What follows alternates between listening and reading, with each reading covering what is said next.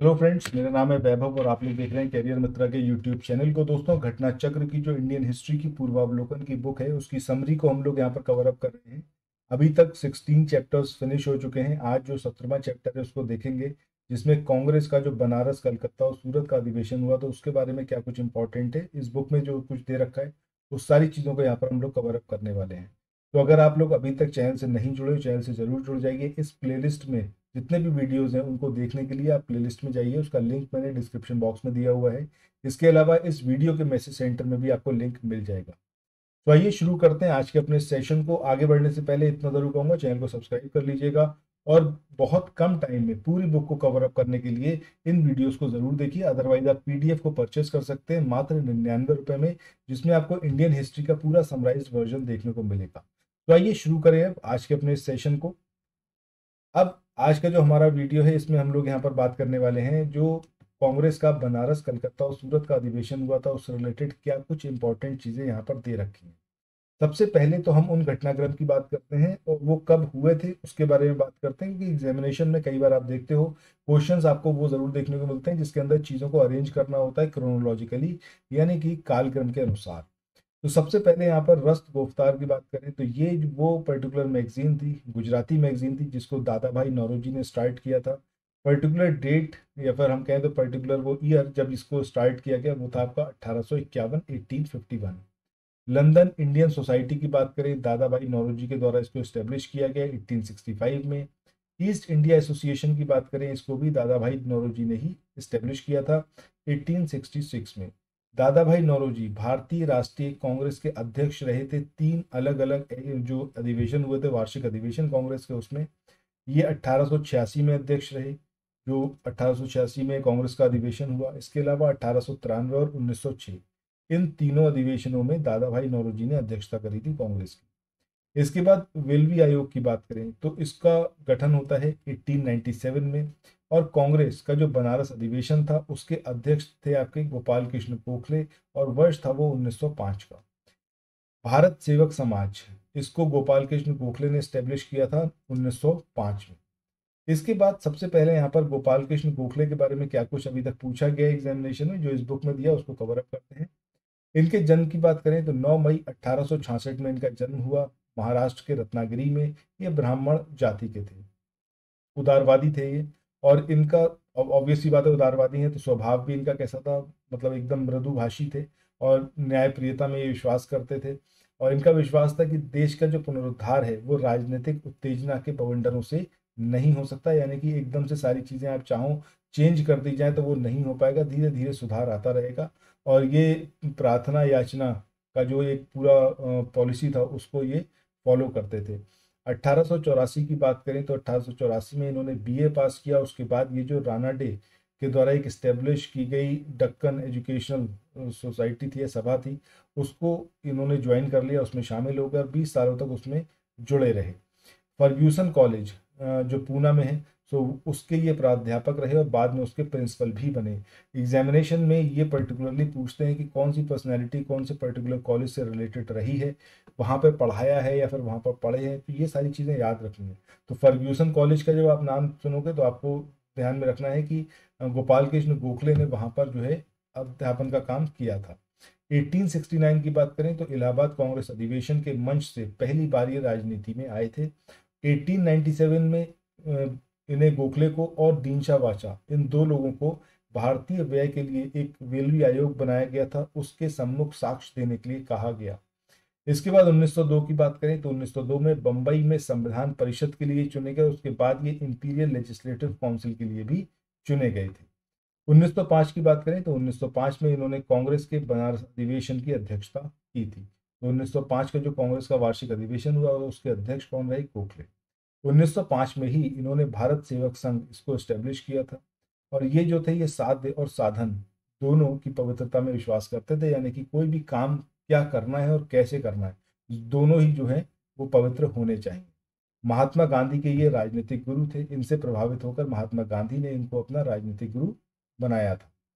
इसके बाद आगे बात करते हैं दादा भाई नौरोजी की। आई होप कि आप सब लोगों को बहुत अच्छे से पता है, इन्हें भारत के वयोवृद्ध नेता यानी कि grand old man of India इसके नाम से भी जाना जाता है।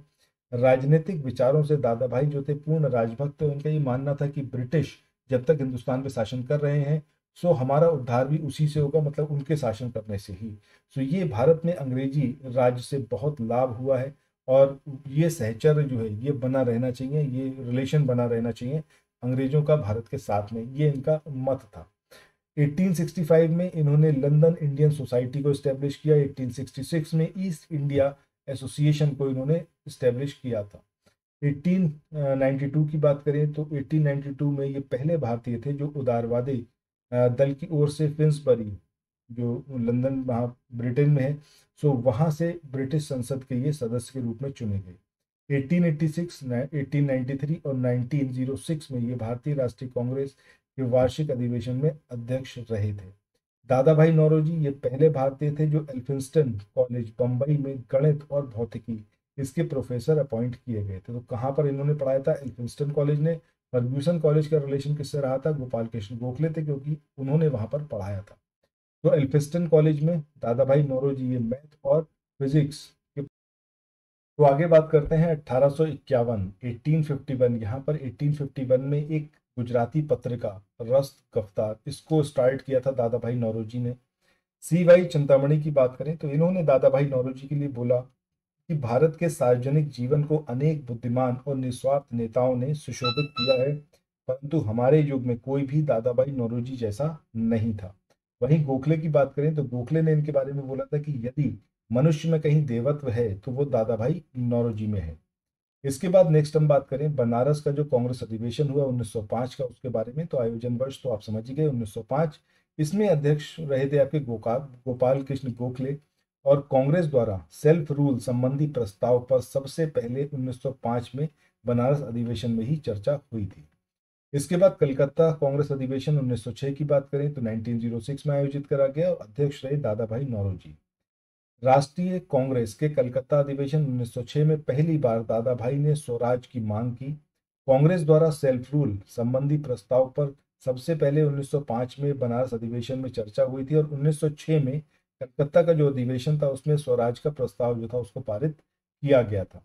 और इस प्रस्ताव के साथ स्वदेशी बहिष्कार और राष्ट्रीय शिक्षा संबंधी प्रस्ताव भी पारित किए गए।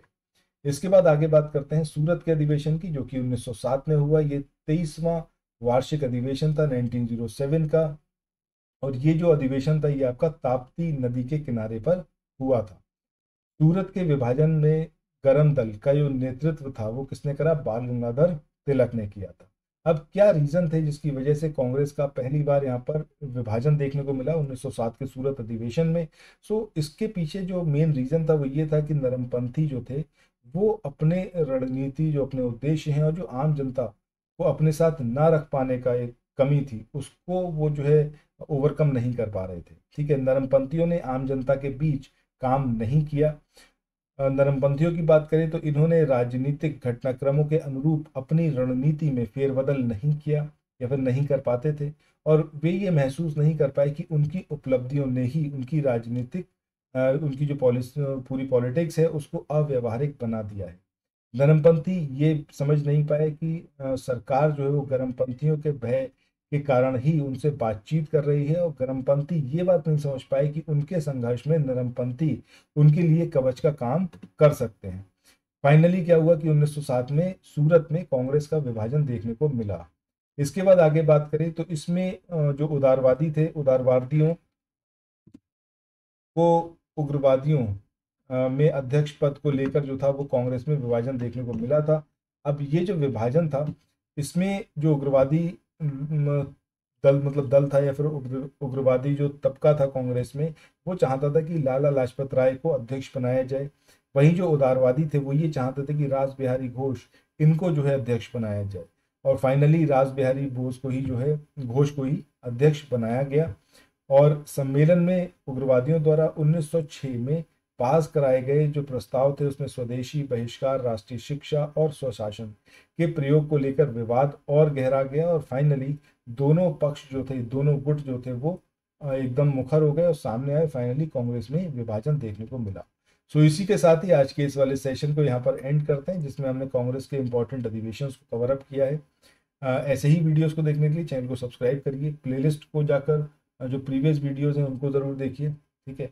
बाकी अगर ये PDF चाहिए तो इसके लिए आपको 9027281376 इस पर व्हाट्सएप या फिर टेलीग्राम मैसेज भेजिए। फीस जो रहेगी वो आपकी मात्र 99 रुपये फीस रहेगी इंडियन हिस्ट्री के समरी PDF की। सो थैंक्स फॉर वॉचिंग, मिलते हैं नेक्स्ट वीडियो में, बाय बाय।